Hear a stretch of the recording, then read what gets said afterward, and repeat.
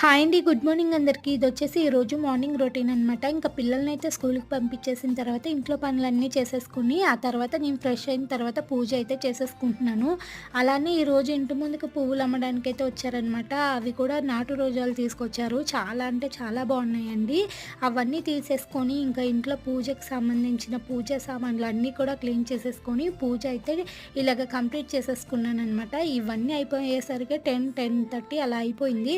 ఇంకా ఆ తర్వాతయితే నేను మార్కెట్‌కైతే వెళ్ళేసొచ్చేసాననమాట. ఇంకా పండు మిర్చి అయితే తీసుకొచ్చేసి ఇంకా ఎండలో అయితే ఆరబెట్టేస్తున్నాను. ఈరోజు పండు మిర్చి పచ్చడయితే చేస్తున్నాననమాట.